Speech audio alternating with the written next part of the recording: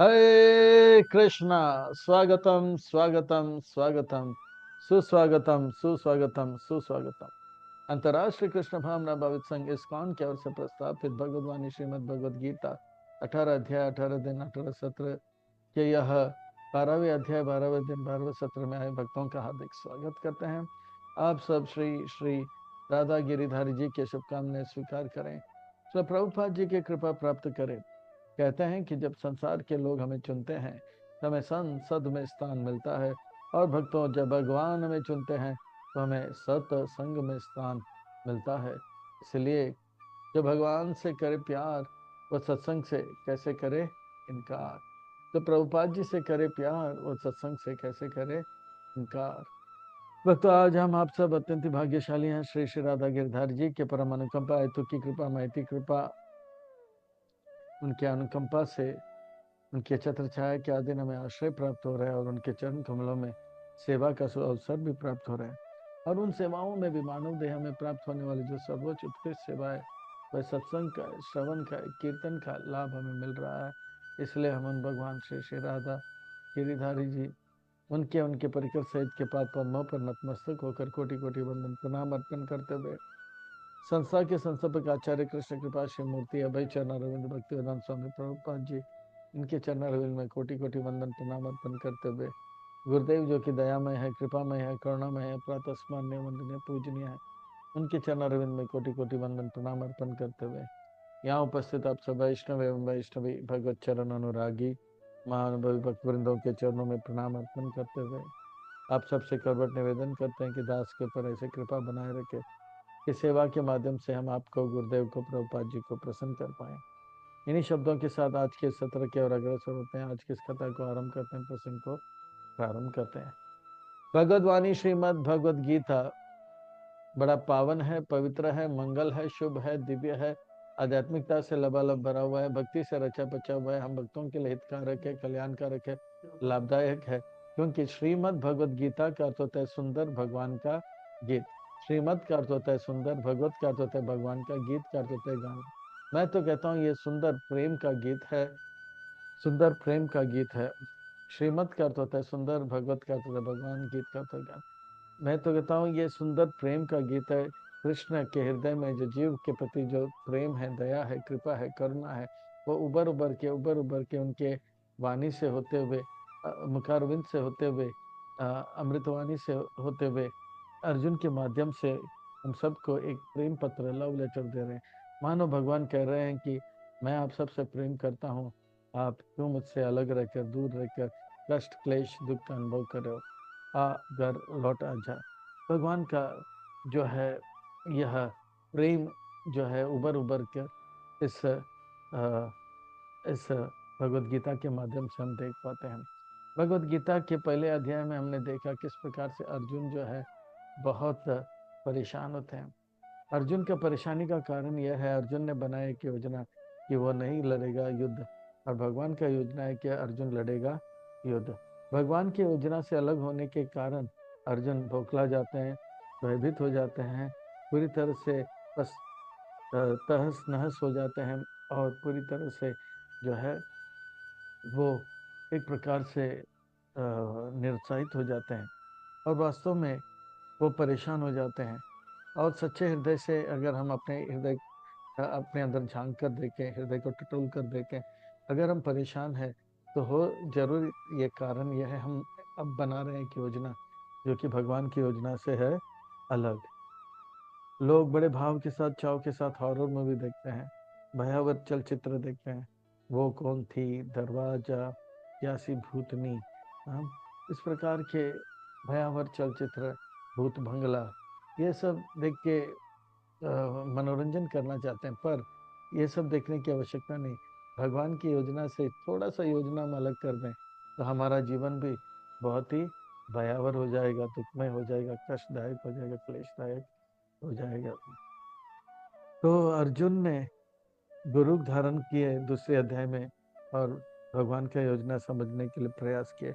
हम मैं भी चाहिए कि गुरु धारण करके भगवान की योजना को समझकर अपने जीवन के हर समय, स्थान, परिस्थिति में परमानंद का अनुभव करना आरंभ करें। भगवत गीता के पहले अध्याय में अर्जुन कहता है कि वह पांडव है। भगवान कहते हैं कि रुको जरा, दूसरे अध्याय में बताता हूँ, आप पांडव ने आप क्या हो, आत्मा हो, मेरे अंश हो, भगवान के अंश है। भगवत गीता के पहले अध्याय में अर्जुन कहता है कि अरे ये कौरव सेना मेरा दुश्मन है। भगवान कहते हैं दुश्मन बाहर नहीं अंदर है, काम ऐश क्रोधेश।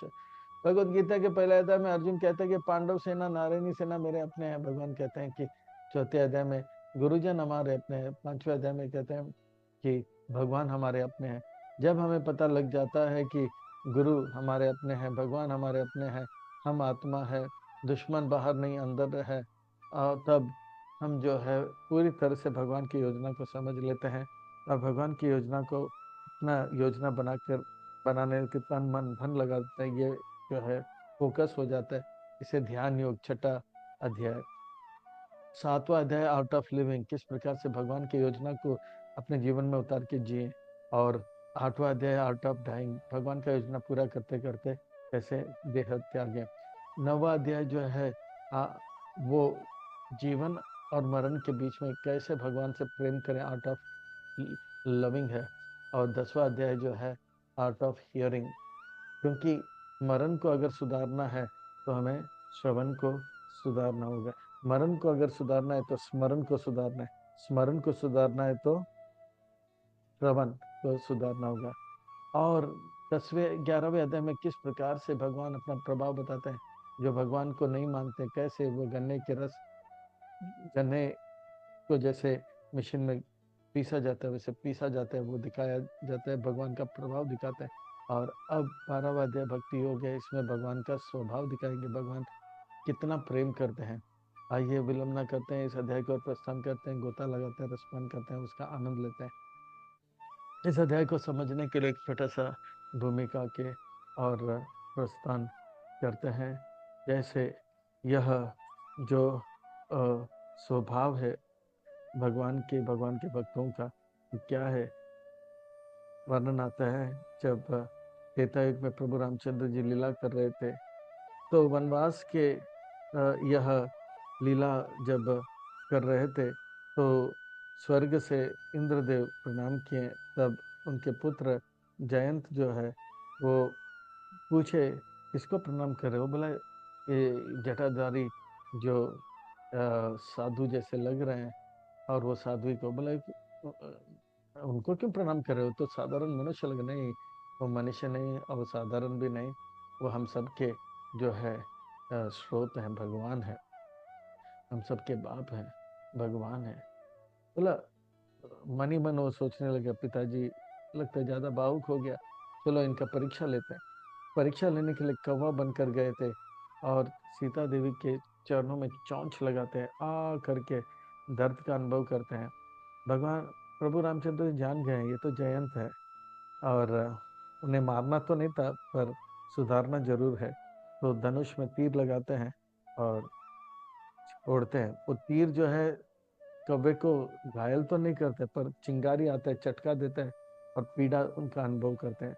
वो दर्द के मारे पूरे जैसे त्रिभुवन में भ्रमण करते, सब बोलते हैं अरे अपराधी पापी, हाँ इतना बड़ा गलती किया है, हाँ इतना बड़ा जो पाप किया, इतना बड़ा अपराध किया है, हमारे इधर मत आओ, नजदीक मत आओ। पिताजी ने भी स्वर्ग में लिया नहीं, ब्रह्मा जी ने भी उन्हें लिया नहीं, शिव जी ने भी नहीं लिया।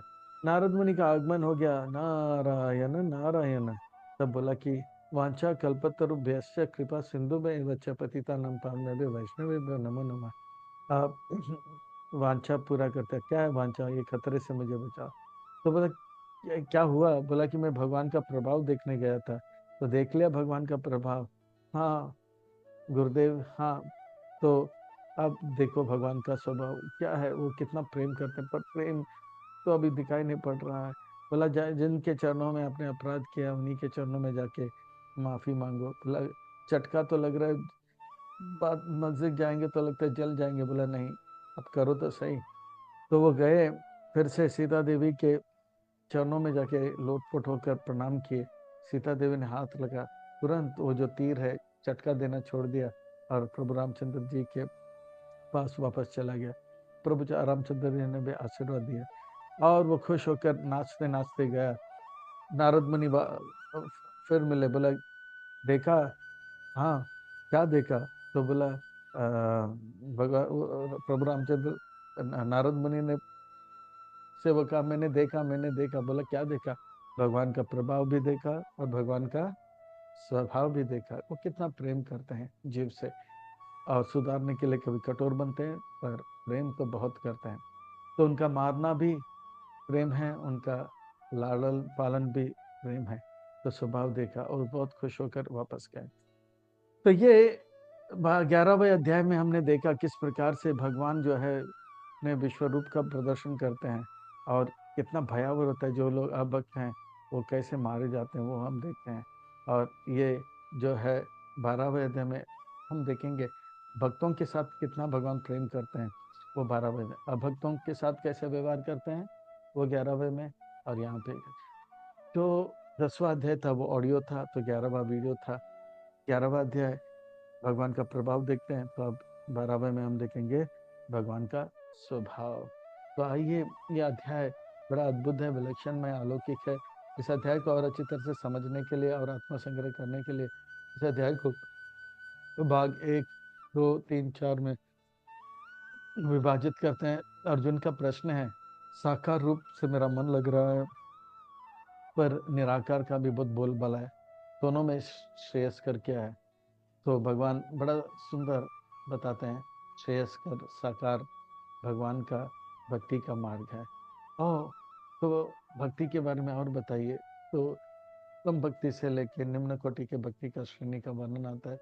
सुंदर भक्तों का भी वर्णन करो तो वो भी 13 से 20 निष्कर्ष और प्रश्नोत्तर। बड़ा छोटा है पर बहुत ही भक्ति से लबालब ये अध्याय है। आइए और विलंब न करते हुए इस अध्याय का प्रस्थान करते हैं, गोता लगाते हैं, रसपान करते हैं और आनंद लेते हैं। अर्जुन वाच, अर्जुन का अर्थ होता है सरल, जो कहता है वही करता है, जो करता है वही कहता है। एवं सतत युक्ता ये भक्तास्त्वं पर्युपासते, ये चापि अक्षरम अव्यक्तम तेषां के योग हे कृष्ण, मैंने देखा कि आपके भक्त सतत आपके सेवा में लगे रहते हैं, परमानंद का अनुभव करते हैं। पर कुछ लोग जो हैं आपके साकार रूप को नहीं, निराकार रूप जो आपके शरीर से आने वाला ज्योति को जो है भाते हैं और उसी में ध्यान लगाते हैं, और उनके जो संख्या है बहुत ज्यादा दिखाई पड़ रहा है मुझे। तो ये पूरा साक्षात्कार हो गया, ना तो आपका जो है विश्व रूप मुझे भाता है, ना तो आपका जो है निराकार रूप। मुझे तो आपका द्विबीज श्याम सुंदर रूप जो है बहुत ही बात है। पर मैं जो है सबसे श्रेयस्कर चीज चाहता हूँ। अगर निराकार अच्छा है तो मैं निराकार क्या जाऊंगा। आप कृपा करके बताइए कि दोनों में श्रेयस्कर कौन है? भगवान मुस्कुराने लग जाते हैं और अर्जुन से कहते हैं, बताता हूँ अर्जुन, बताता हूँ। श्री भगवान वाच, श्री का अर्थ होता है सुंदर, भगवान का अर्थ होता है महत्वपूर्ण व्यक्ति, वाचक का अर्थ होता है कहते हैं। यानी सुंदर महत्वपूर्ण व्यक्ति कुछ कह रहा है तो बहुत ही सुंदर महत्वपूर्ण बात कहते होंगे। अर्थात हमें बड़े ध्यान से सुनना चाहिए, एकटक होकर सुनना चाहिए, कमर कस के बैठना चाहिए, सीट बेल्ट टाइट करके आध्यात्मिक उन्नति के लिए तैयार हो जाना चाहिए। मया आवेश्य मनो ये माम नित्य युक्त उपासते, श्रद्धया पर्युपेता ते में युक्त तममता। जो मेरे भक्ति में तल्लीन हो जाते हैं, आवेश हो जाते हैं, पूरी तरह से उसमें लोतपोत हो जाते हैं, ऐसे मेरे भक्त जो है श्रद्धा के साथ मेरा सेवा करते हैं, वो श्रेयस्कर है। जो मेरा साकार रूप का सेवा करते हैं, साकार रूप में वो मुझे मेरे मेरे साथ आदान प्रदान करते हैं, मुझे भोग लगाते हैं, वस्त्र श्रृंगार कराते हैं और मुझसे बातें करते हैं, मुझसे खेलते हैं, मेरे साथ जो है मेरे बातों को मेरे बातों को सुनते हैं, मैं उनकी बातों को सुनता हूँ। आवेश हो जाते हैं पूरी तरह से, पूरी तरह से। श्री राधिका माधुर्य अपार, इस माधुर्य में आनंद का अनुभव करने लग जाते हैं, आवेश हो जाते हैं। आवेश का अर्थ होता है पूरी तरह से तल्लीन हो जाना। जैसे आजकल बच्चे जो हैं वे जो है सेल्फी निकालने में आवेश हो जाते हैं, उनको ये भी पता नहीं होता कि आगे खड्डा है। तो खड्डे से जब गिरते होंगे तब भी बचने का जो है पुकार तो बाद में पहले सेल्फी निकालते हैं, बोलते हैं देखो इस तरह से मैं गिर रहा हूँ। तो वो आवेश हो जाते हैं। पहले के जमाने में चलचित्र एक थिएटर में हुआ करता था, अंधेरा हो जाता था और चलचित्र चलता था। जो देख रहे हैं वो भूल जाते हैं कि उनका शरीर भी है, किस प्रकार के कपड़े में, आजू में कौन है, बाजू में, भूल जाते हैं। वो चलचित्र देखते हैं। और चलचित्र में अगर ब्रूसली है तो वो सोचते हैं कि मैं ही ब्रूसली हूँ। ऐसे ऐसे करने लग जाए, सामने वाले के टकले पे एक मारते हैं, तो सामने वाला चाटा मारता है, तब पता लगता है मैं ब्रूसली नहीं, मैं तो जो है राजू हूँ। तो इस प्रकार से तो आवेश बोलते हैं, इसको बोलते हैं आवेश। पर मेरे भक्त मेरे सेवा में आवेश हो जाते हैं, मेरे नाम रूप गुण लीला में आवेश हो जाते हैं। ये जो है साकार भक्ति श्रेयस्कर है। और ये निराकार के बारे में, निराकार का मार्ग बहुत कठिन है, क्योंकि हम जो है रसोई सहा, हम जो है अ, अ, अ, अ, एक जो है संबंध चाहते हैं। इस संसार में कोई व्यक्ति बगैर संबंध रह नहीं सकता है। और निराकार मार्ग में वो हर संबंध को जो है हर संबंध से उनके भौतिक संबंध जो है उसका कष्ट का अनुभव करते हैं। कहते हैं कि हर संबंध जो है वो जो है दुख देता है। केवल भगवान के निराकार इसमें ध्यान लगाओ। भगवान का साकार रूप में से श्रेष्ठ निराकार है करके उसमें ध्यान लगाते रहते हैं। और कोई संबंध की आवश्यकता नहीं होती, आदान प्रदान नहीं है। तो इस संसार में ऐसा एक भी व्यक्ति नहीं है, जैसे अंग्रेजी में बड़ा सुंदर कहते हैं सोशल बीइंग। सोशल यानी कि हम सब जो है एक सामाजिक व्यवस्था में रहते हैं। कोई किसी का माँ है, कोई पिता है, कोई किसी का बेटा है, कोई बेटी है, कोई दोस्त दोस्त हैं, तो कोई मालिक और नौकर, कोई पति पत्नी होता है। तो संबंध है, बगैर संबंध कोई रह नहीं सकता है। बगैर संबंध वो बौखला जाता है, रह नहीं सकता है। क्योंकि ये बहुत ही कठिन है कि व्यक्ति किसी से संबंध नहीं करता है। और निराकार मार्ग में इस बात पे जोर दिया जाता है, और वो संबंध को तोड़ तोड़ के अकेले रहने का प्रयास करते हैं। इसीलिए बहुत ही जटिल है।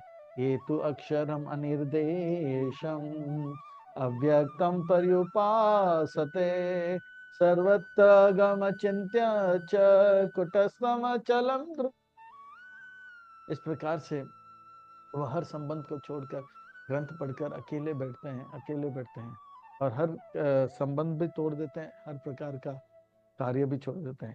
वो जो है सब कार्य को छोड़कर अकेले ध्यान में लगाते हैं। और वो कितने समय तक अकेले रह सकते हैं इस संसार में? मानो तो अकेले कमरे में रख दिया जाए तो कितने समय तक आप अकेले रहोगे? मान लो यूट्यूब भी दे दिया है आपको, तो 2-3 पिक्चर देखोगे, उसके बाद अब बोलोगे नहीं मैं किसी से बात करना चाहता हूँ या चाहती हूँ, है ना? अकेले कोई रह नहीं सकता है, वो पगला जाएगा। इसी प्रकार से निराकार मार्ग में अकेले रहना और संबंध को तोड़ना और किसी प्रकार का कार्य नहीं करने पे जोर दिया जाता है। केवल ध्यान करो। सेनिया इंद्रिया ग्रामम सर्वत्र समबुद्धया ते प्राप्नुवन्ति मामेव सर्वभूतहिते रतः। इस प्रकार से वो सब संबंध को तोड़कर अपने इंद्रियों को बस में करने का प्रयास करता है। बोलता है कि इंद्रियों को केवल वो भगवान के ब्रह्म ज्योति को देखने में लगाना है, वैसे ही बैठे रहना है, किसी से बात नहीं करना है, कुछ नहीं करना है। और इस प्रकार से जितने भी जीव हैं सबके साथ समदर्शन रखे, इस सबके साथ एक ही प्रकार का आदान प्रदान करें। तो ये जो है बहुत ही जटिल है सर्वभूत। ये जो है बहुत ही कठिन है, क्योंकि ये स्वाभाविक है। हम किसी के दोस्त होते हैं या किसी के प्रेमी होते हैं या किसी के सेठ या नौकर होते हैं, और आदान प्रदान करना ये स्वाभाविक है। निराकार का मार्ग बहुत ही जटिल है, शुरू में भी जटिल है, और अंत में जब वो अकेले में बैठा रहता है तब भी वो बहुत ही जटिल है। सिद्धि को प्राप्त करने के बाद भी वो ज़्यादा समय जो है सोचता है कि अब मैं किसी को बताना चाहता हूँ कि मैंने क्या हासिल किया, फिर से संबंध जोड़ देता है। इसलिए वो बहुत ही जटिल है। इसलिए क्लेशो अधिकतरस्तेषाम्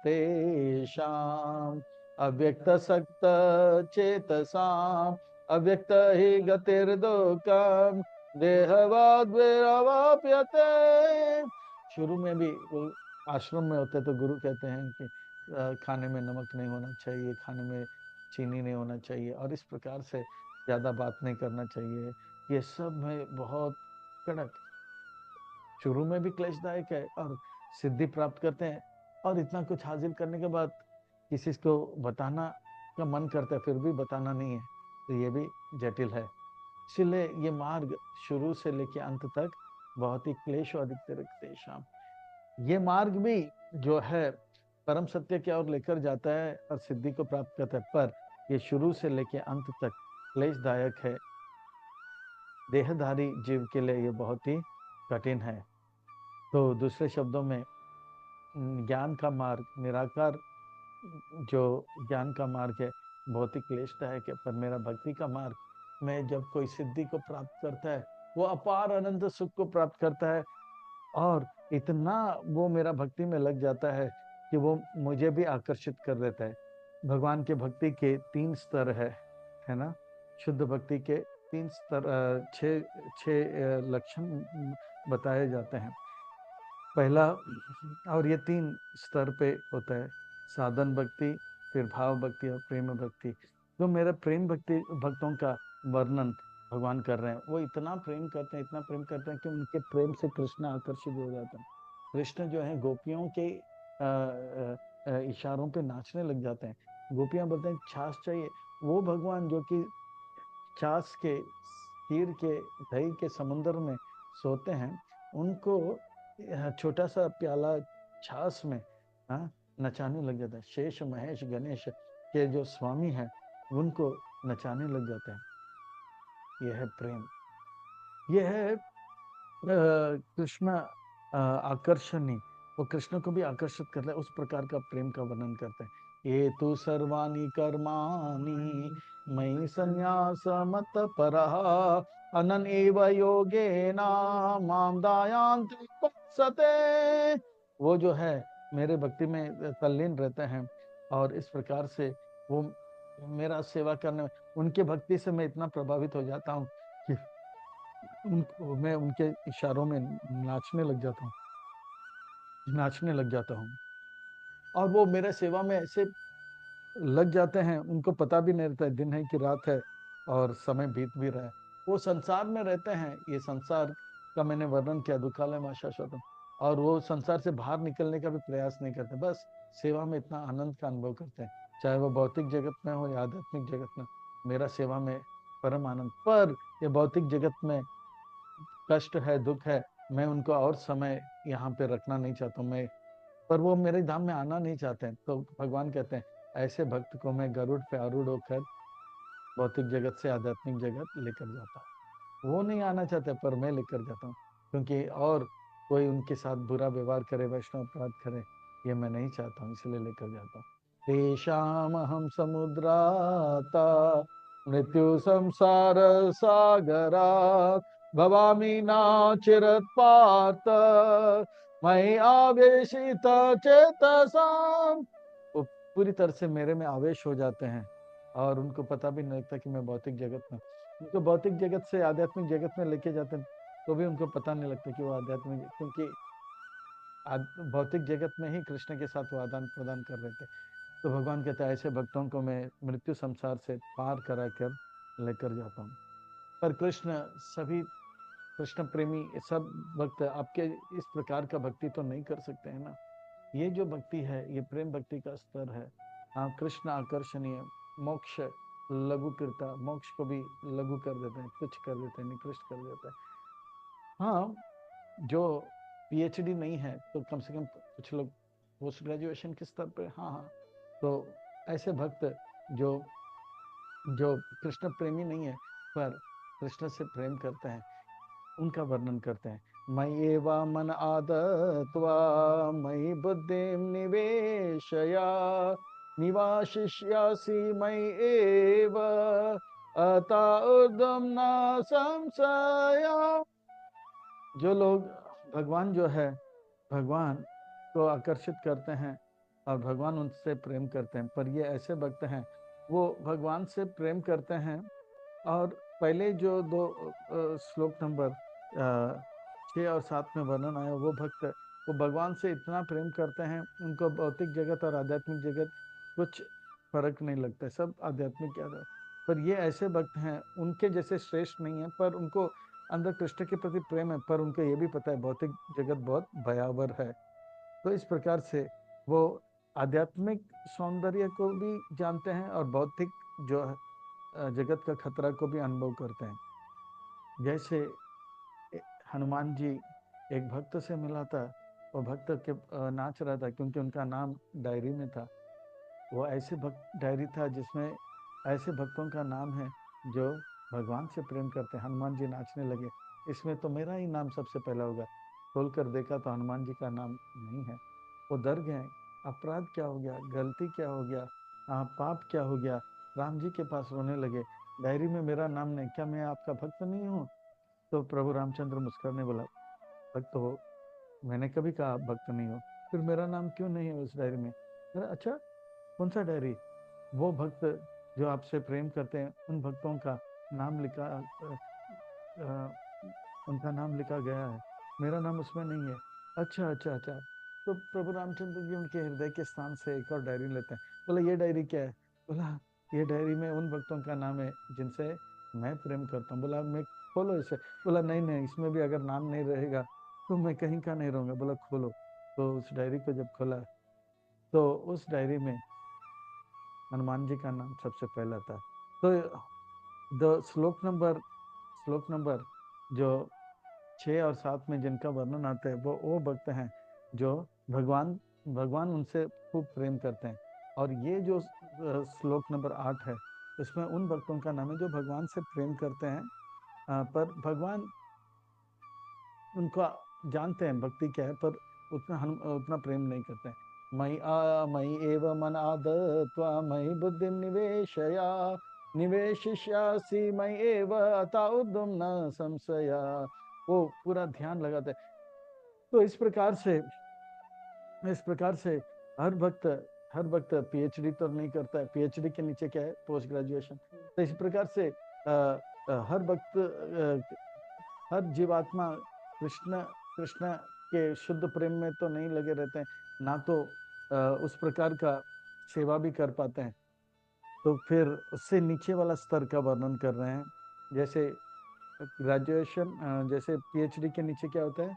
पोस्ट ग्रेजुएशन। पोस्ट ग्रेजुएशन के नीचे ग्रेजुएशन। तो ऐसा भी नहीं है कि इस संसार में हर कोई आपसे प्रेम कर रहे हैं। तो कुछ लोग जो है भगवान से उतना प्रेम नहीं कर पाते हैं। वो जो है प्रेम का स्तर था, हाँ, ये जो भाव का स्तर है, वैधि साधन भक्ति का स्तर का वर्णन करें। अताचित्तम समुदातम नासाक्नोषि मयि स्थिरम अभ्यास योगेन ततो मामी चाम तुम धनंजया। जैसे एक पेड़ में जैसे एक पेड़ में आम का पेड़ में एक आम जो है एकदम पका हुआ है, वो श्लोक नंबर 6 और 7। और एक है पका हुआ है पर थोड़ा सा हरा भी है, वो श्लोक नंबर 8। और ये जो है एकदम हरा सा है और थोड़ा पीला सा है, यानी कि वो अभी अभी अभी अभी जो है भक्ति में आया है, और पर उनका मन भगवान में भी लग रहा है और संसार में भी लग रहा है। इसीलिए वे गुरु के अनुगत रहते हैं। और गुरु बोलते हैं सुबह जल्दी उठो, ये करो, ये सेवा करो, ये सेवा करो। और सेवा करते करते एक दिन वो ग्रेजुएशन से पोस्ट ग्रेजुएशन से पीएचडी भी कर लेगा। शर्त यह है कि आम जो है डाली में लगा रहे, टूटे नहीं, कटे नहीं। अतः चित्तम समुदातम नासाक्नोषि मयि स्थिरम अभ्यास योगेन ततो मामिचम तुम धनंजया। वो अभ्यास करें, बार बार गुरुदेव जो है उनको बताएंगे कि आप इस प्रकार से सेवा करो, इस प्रकार से सेवा, ये गलती किया, या अब इस गलती को सुधारो। तो इस प्रकार से गुरु के सानिध्य में रह के वो एक दिन पक जाता है। पर हर कोई गुरु के पास जाने के लिए उनको हिम्मत नहीं रहता कि मैं क्यों पूरा जीवन भगवान को समर्पित करें। ठीक है, आप भगवान को समर्पित नहीं करें तो भी भक्ति कर सकते हैं। जैसे पीएचडी हर कोई नहीं कर पाता है, तो कम से कम ग्रेजुएशन पोस्ट ग्रेजुएशन भी हर कोई नहीं कर पाता। कोई ग्रेजुएशन पर कम से कम जूनियर कॉलेज तो कर ले। तो ये है, वो घर पे रह के गृहस्थ रहकर या नौकरी करके दीक्षा लेकर जो है भक्ति कर सकते हैं। अभ्यासोऽपि असमर्थो असि मत कर्म परमं भवा मदर्थमपि कर्माणि कुर्वाण सिद्धिमवाप्स्यसे।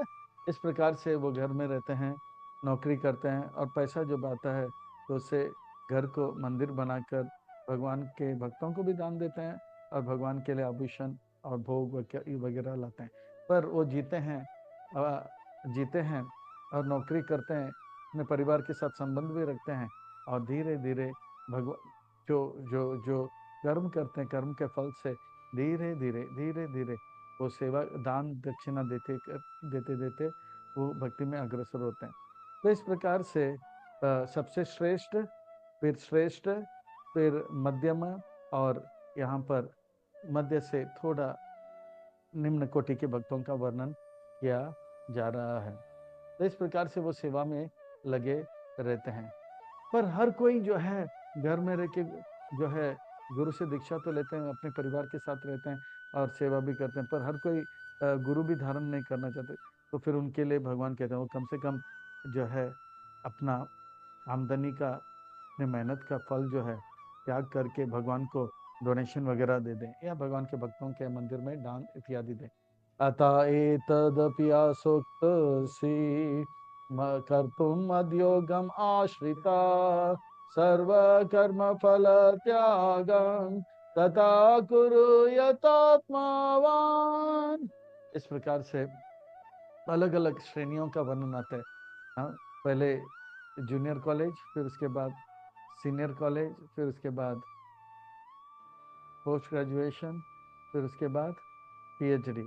पर भगवान ऊपर से नीचे बता रहे हैं और बताते हैं कम से कम उस व्यक्ति को जो है वो व्यक्ति क्या करे, दान देते देते देते देते देते एक दिन जो है धन जब दिया जाता है वहाँ पे मन जाता है, और मन जहाँ पे जाएगा धीरे धीरे अगर वो भगवान को दान देंगे तो धीरे धीरे वो मन भगवान को प्राप्त हो जाएगा। इस प्रकार से जो है वो इस प्रकार से जो है वो क्रमशः जैसे कच्चा आम झाड़ में लगा रहेगा, सूर्य का किरण और जल लेते लेते वो कैरी से पका आम बनेगा। तो इस प्रकार से शुरुआत कहाँ से होता है? दान देने से होता है। और भगवान कहते हैं दान देना बहुत ही महत्वपूर्ण है, और दान देगा तो वो जरूर कृपा प्राप्त करेगा, और कृपा प्राप्त करेगा और तो आध्यात्मिक उन्नति होगा। श्रेयो ही ज्ञानम अभ्यासात् ज्ञान ध्यान विशिष्यते ध्यानात् कर्म फल त्यागा त्यागा शांतिरनंतरा। यहाँ पे 4 स्तर बताते हैं और बोलते हैं कि जब तक त्याग नहीं करेंगे, जो लोग भक्त नहीं है, जब तक दान दक्षिणा नहीं देते हैं, उनके जीवन में जो है कृपा नहीं होगा। श्रेयो ही ज्ञाना अभ्यासात। हम देखते हैं मंदिर में ऐसे बहुत लोग आते हैं जो शाम को 7 बजे आते हैं, टिप टिप टिप करके हाथ से ताली बजाते हैं और जाते हैं सालों साल। पर वो मंदिर में ना तो दान देते हैं, ना तो भक्तों के साथ आदान प्रदान करते हैं। वो अभ्यास कर रहे हैं, शाम को आते हैं और जाते हैं, और उनके बाद ऐसे भक्त लोग आते हैं, नया जुड़ते हैं, फिर वे हरिनाम दीक्षा लेते हैं, ब्राह्मण दीक्षा लेते हैं, संन्यास दीक्षा लेते हैं, भगवत धाम भी चले जाते हैं। पर ये रोज शाम आते हैं, टिप टिप टिप करके चले जाते हैं। श्रेयो ही ज्ञान अभ्यास। पर उससे बढ़कर ज्ञान है, और ऐसे भी लोग हैं जो मंदिर में आते नहीं है पर ज्ञान बहुत रखते हैं। सारा विष्णु पुराण, फिर भागवत पुराण, देवी पुराण सब पढ़ते हैं, पर वो केवल ज्ञान रखते हैं, और वो जो अभ्यास कर रहे हैं उनसे श्रेष्ठ हैं। पर ऐसे करने वाले भी बहुत है। यूट्यूब में ये देखते हैं, वो देखते हैं, कृष्ण के बारे में पूछो, विष्णु के बारे में पूछो, नारायण के बारे में पूछो, देवी के बारे में ज्ञान देंगे, पर उनके जीवन में भक्ति नहीं रहेगा। अच्छा, श्रेयो ही ज्ञान अभ्यासात ज्ञानात ध्यानात। और उनसे बढ़कर कुछ लोग होते हैं जो लोग ध्यान रखते हैं, अरे कृष्ण का जन्माष्टमी है, इस प्रकार से सेवा करना है, वो ध्यान लगाते हैं पर भक्तों के साथ आदान प्रदान इत्यादि नहीं करते हैं। पर भगवान कहते हैं ये 3 श्रेणी में लोग जो हैं, भले वे लोग जो है चतुर्विधा भजन जन सुकृतिवान है, पर वो भक्ति में प्रवेश नहीं कर पा रहे हैं क्योंकि अभी तक उनको कृपा नहीं मिला है। पर जो व्यक्ति मेहनत कर रहा है और दान दे रहा है, दान जैसे ही दिया भक्तों को और भक्त ने उसे भगवान की सेवा में लगा, उसी वक्त वो वैष्णव का कृपा प्राप्त करता है और कृपा से उनका मन पवित्र हो जाता है और मन पवित्र होकर उनका चेतना उन्नत हो जाता है और उनका जीवन सार्थक हो जाता है। ऐसे अनेक अनेक उदाहरण है। इसलिए भगवान कहते हैं जब तक दान नहीं दोगे, दान नहीं देंगे, दान देने से क्या होगा?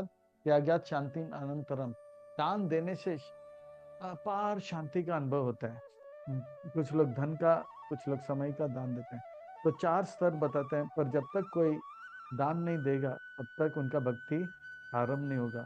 और ये सच बात है, जो एक बार दान देगा तो धीरे धीरे वो भक्त बनेगा, फिर भक्त बनेगा, उनके परिवार को भक्त बनेगा, उनका घर भक्त हो जाएगा, फिर आगे जाके वो या तो शुद्ध भक्त बनेगा, प्रेमी भक्त बनेगा। उसका अनेक अनेक उदाहरण है।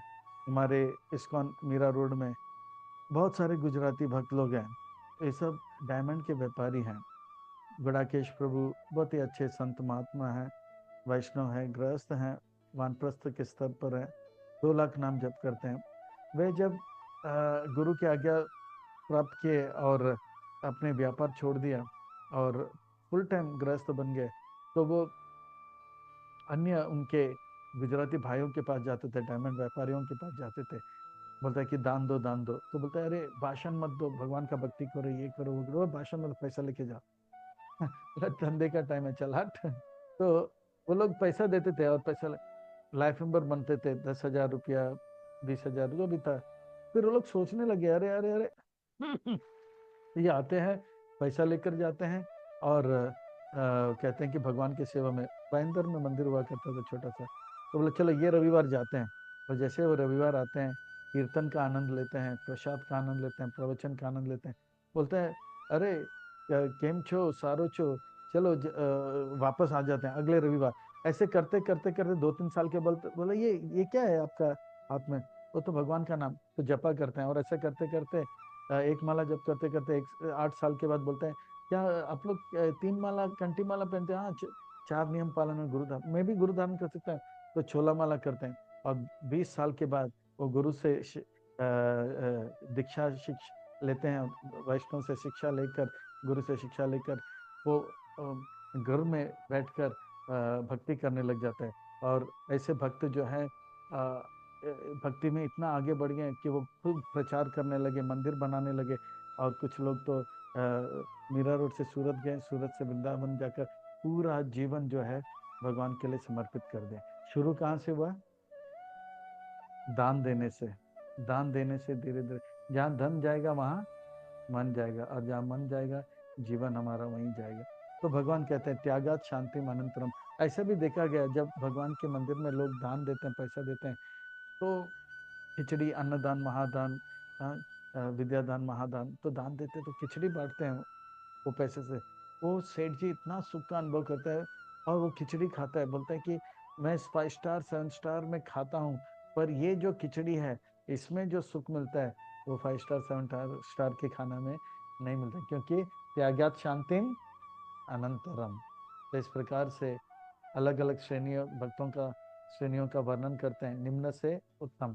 पर शुरू करते हैं उत्तम से और निम्न तक आते हैं। बोलते हैं शुरुआत जो है दान से होता है। अगर दान नहीं करेंगे, केवल अभ्यास करेंगे, केवल जो है ध्यान लगाएंगे, इससे काम नहीं बढ़ेगा। दान देना जरूरी है। तो इसीलिए हम निवेदन करते हैं, ये कोर्स हम करते हैं और इसमें इंटरनेट होता है, फिर इंस्ट्रूमेंट्स होते हैं और इसमें चार्जेस वगैरह होते हैं। तो दान दे सकते हैं आप लोग और अपने भक्ति में आगे बढ़ सकते हैं। आपको लिंक दिया जाएगा, उस लिंक में आप लोग दान दे सकते हैं। इस प्रकार से दान देने से जो है धीरे धीरे से धन देने से धन का दान देने से मन लग जाता है, मन देने से जीव मन जो है मंदिर हो जाता है, घर जो है मंदिर हो जाता है, फिर एक समय आ जाता है कि मन मंदिर हो जाता है। तो इस प्रकार से जो है अर्जुन बहुत ही भाव विभोर हो जाते हैं।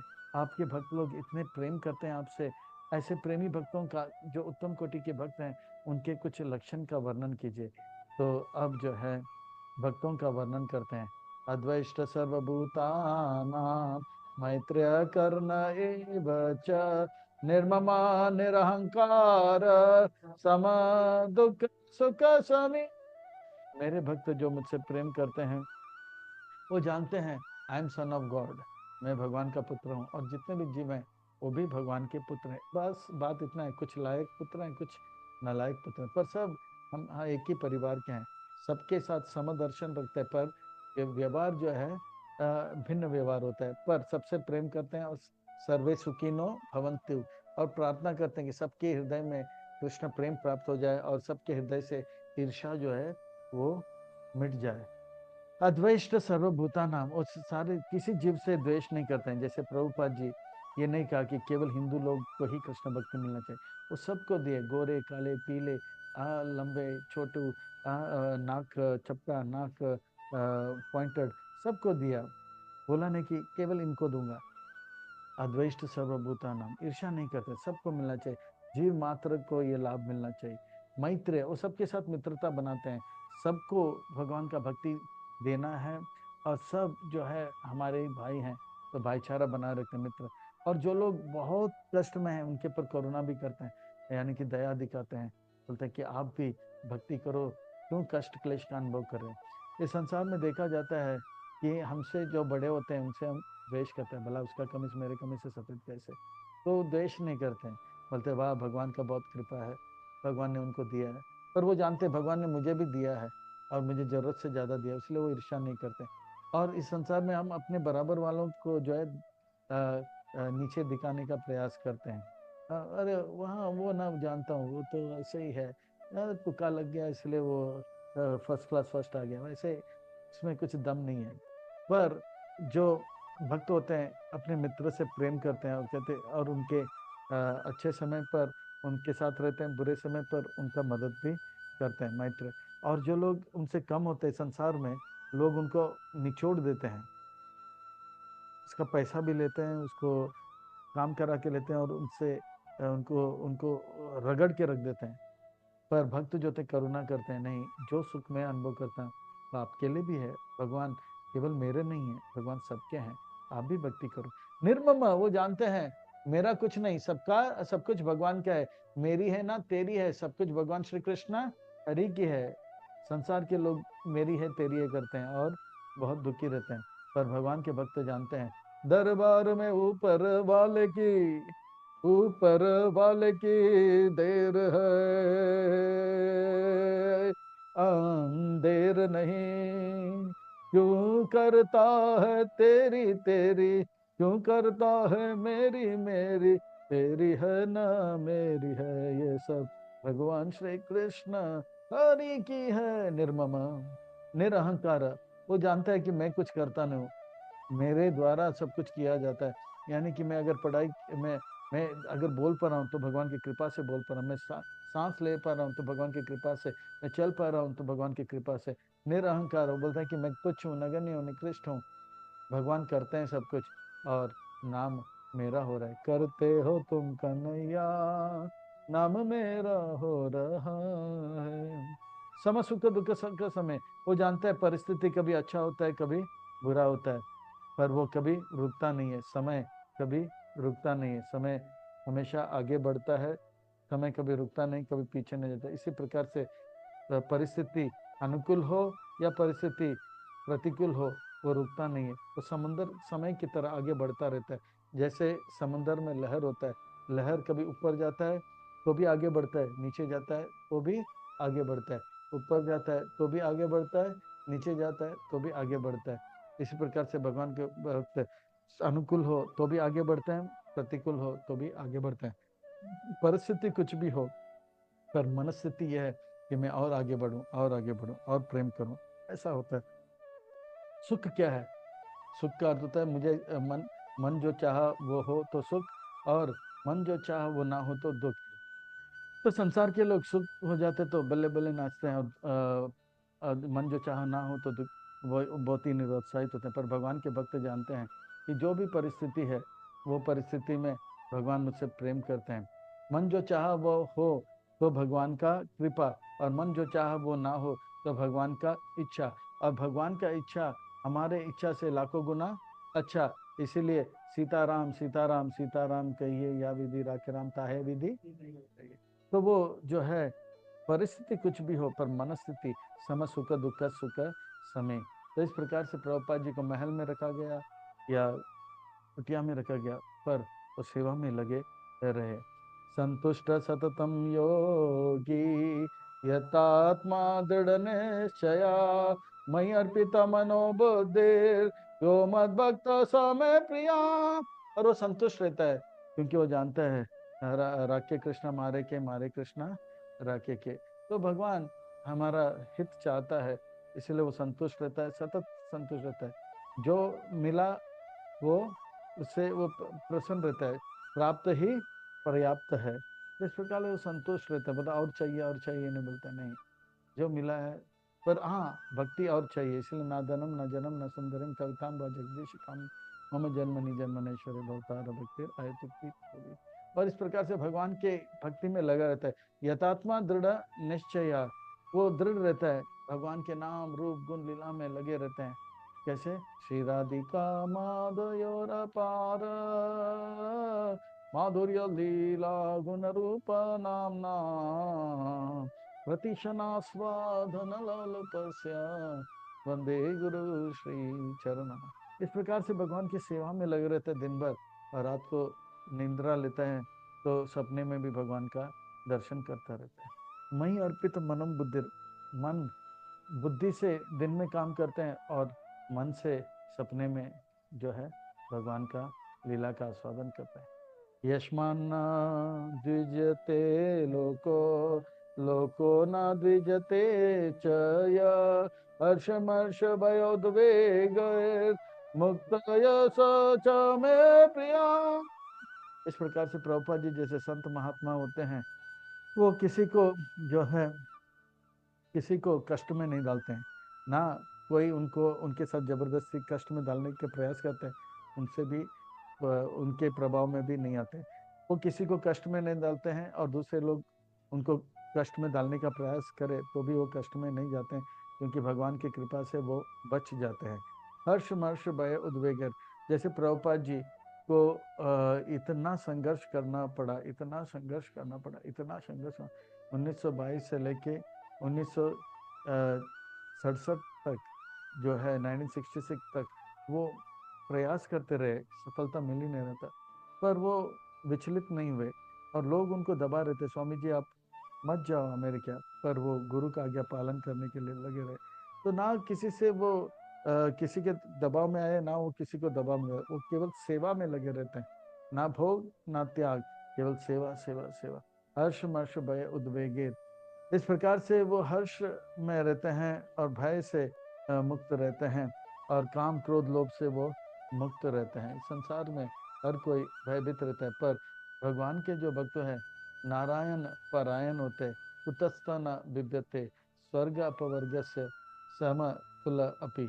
तो वो नरक हो या परिस्थिति अनुकूल हो या प्रतिकूल हो, सब में जो है वो भगवान का भक्ति का ही जो है में लगा रहता है। तो इस प्रकार से ऐसे प्रभुपाद जी के जीवन में भी देखा जाता है। प्रभुपाद जी जब झांसी में थे, सब कुछ व्यवस्थित चल रहा था। एक दिन रातों रात उनको बोला कि आपके ये जो है महल को, ये सेंटर को बंद करना पड़ेगा। तो प्रभुपाद जी एक दिन दो दिन थोड़ा सा हमको धक्का लगा, पर तीसरे दिन फिर से हम सीताराम सीताराम सीताराम के या विधि राखा, फिर वो संन्यास लिए, फिर आगे बढ़े। और इतने सारे कष्ट आए पर वो विचलित नहीं हुए। अनपेक्ष सुचिर दक्ष उदासीना गता व्यता सर्व आरंभ परित्यागी ओ मद भक्त समय प्रिया। सर्व आरंभ, वो कोई भौतिक कार्य नहीं करता है। प्रभुपाद जी ने अपने परिवार को त्याग कर संन्यास लिया, उसके बाद वो अपने बेटी के शादी के लिए या बेटा का नौकरी के लिए या पोते के लिए कुछ नहीं, सर्व आरंभ जो भी भौतिक कार्य उसको परित्याग कर दिया। उदासीन हो, वो सम दर्शन रखते थे, मेरे अपने पत्नी को भी भक्त बनने का प्रयास किया, वो नहीं हुए। और जो लोग गोरे थे काले थे सबको एक ही दृष्टि से देखते थे, यहाँ तक कि पंछी कीड़े मकोड़ों के ऊपर भी प्रभुपाद जी ने कृपा कराया है। तो उदासीन का अर्थ होता है न्यूट्रल, वो ना तो कौरवों के पक्ष में है ना तो पांडवों के पक्ष में, वो कृष्ण के पक्ष में है। तो जिस पक्ष में कृष्ण है, उदासीन और गता व्यथा अनपेक्ष सुचिर दक्षा, वो पवित्र जीते हैं। तो तन को पवित्र रखते हैं 3 बार स्नान करके, मन को पवित्र रखते हैं हरिनाम महामंत्र लेकर, हरे कृष्ण कृष्ण कृष्ण हरे हरे, हरे राम राम राम हरे हरे। अनपेक्षा, वो कुछ संसार से अपेक्षा नहीं रखते, उनको भगवान संसार से कुछ नहीं चाहिए, उनको केवल भगवान से और भक्ति चाहिए। भगवान से भी कुछ नहीं चाहिए, ना धनम ना जन्म ना सुंदर, भगवान से के लिए एक ही भीख मांगते हैं, मुझे भक्ति दो, सेवा दो, और मुझ पे मुझे कृपा दो, ताकि मैं आगे बढ़ूं, आगे बढ़ूं। यो न हर्षति न द्वेषति न सोचति न कांक्षति, शुभ शुभ परित्यागी भक्ति प्रिया। इस प्रकार से वो जानता है, अगर कुछ आ रहा है तो धन आ रहा है, जन आ रहा है, और ये सब जो है भगवान का है, भगवान के सेवा में लगाएंगे। करोड़ों अरबों लाखों रुपया डॉलर्स आते थे, प्रभुपाद जी तुरंत ग्रंथ लिखने में, मंदिर बनाने में लगा देते। और कभी कभी कुछ धन जाता था तो वो विचलित नहीं होते थे, भगवान की सेवा में दे देते थे। जो भी आता था स्वीकार करते थे, बोलते ये भगवान का है, मैं स्वीकार करता हूँ, और लेकर उसे भगवान की सेवा में लगाते थे। जैसे एक बैंक का कैशियर होता है, वो बैठा रहता है, बैंक में पैसा आया जमा कर देता है, बैंक से किसी ने पैसा उठाया दे देता है। पर वो ऐसा नहीं, बैंक में पैसा आया तो अरे नाचा, अरे वाह, हरी बोल हरी बोल।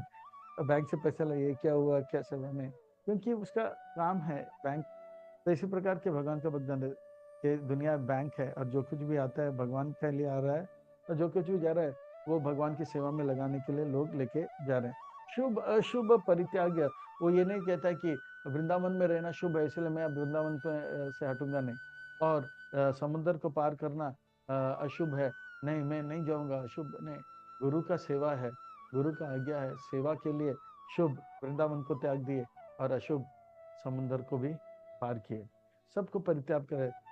ना सोचती ना कांक्षती, वो ये नहीं सोचता अरे मेरा परिवार मुझसे रूठ गया, मेरे बच्चे, मेरे पत्नी मेरी बात नहीं मानती, नहीं। ना सोचती ना कांक्षती, अगर वो मेरी बात नहीं मानते कोई नहीं, मैं संन्यास ले लेता।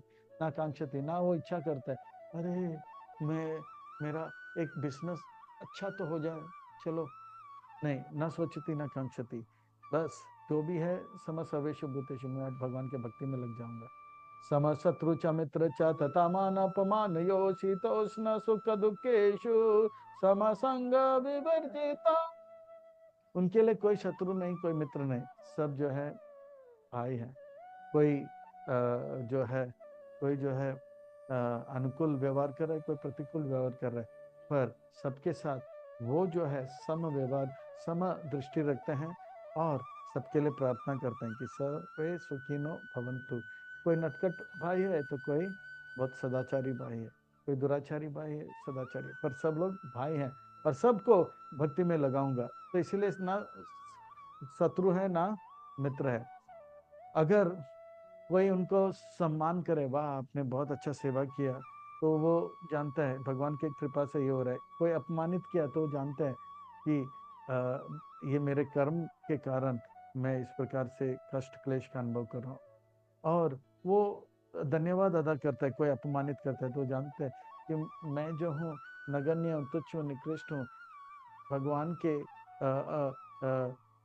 अंश हूँ, बाल के अग्रभाग का एक छोटा सा हिस्सा हूँ।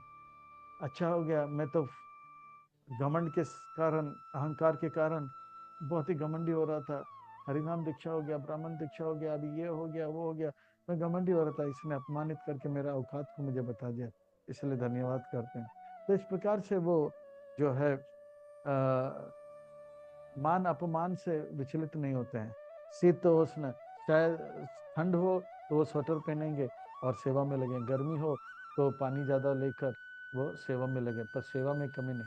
प्रतिकूल परिस्थिति हो तो भी वो सेवा में रहेंगे, अनुकूल प्रति परिस्थिति हो तो भी सेवा में लग रहे हैं। सुख दुख क्या है?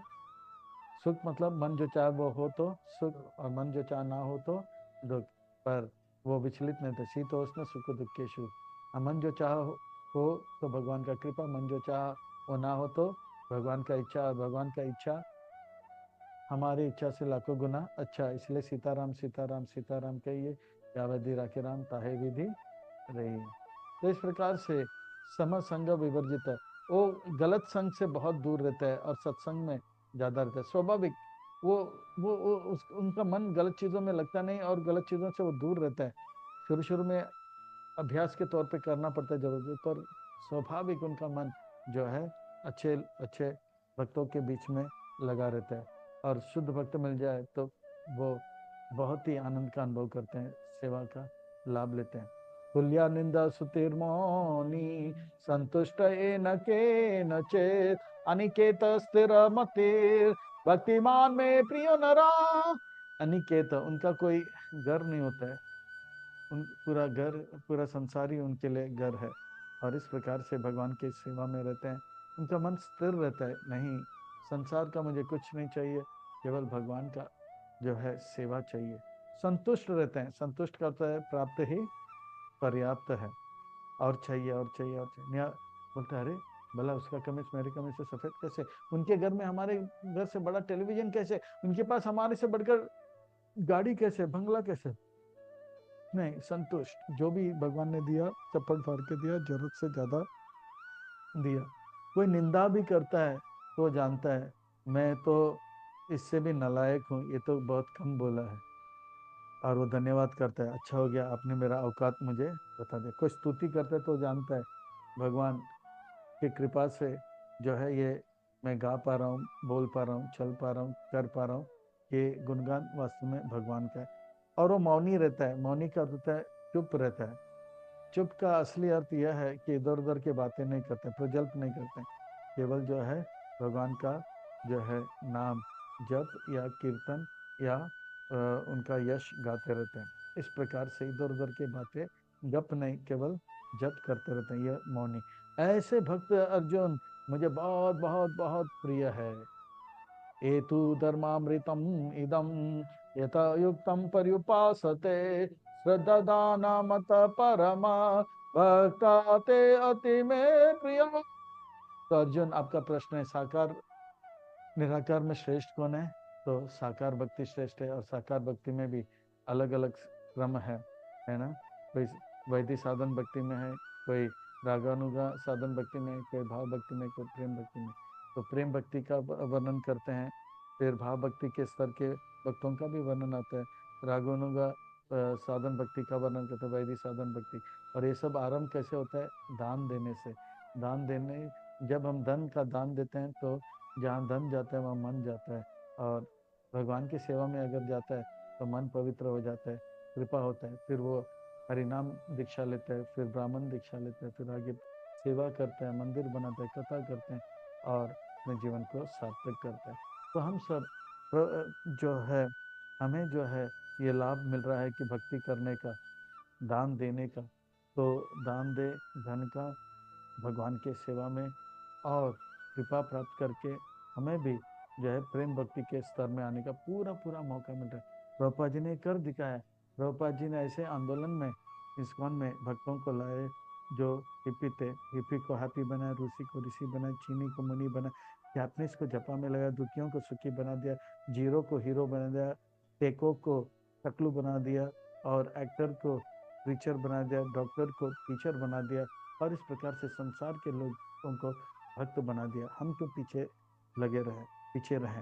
हमें चाहिए कि प्रभुपाद जी के आंदोलन में सेवा अर्पण करे, धन दान इत्यादि देकर अपने जीवन को सार्थक करे, अच्छे भक्त बनकर और उनको भक्त बनाए और अपने जीवन को सार्थक करें।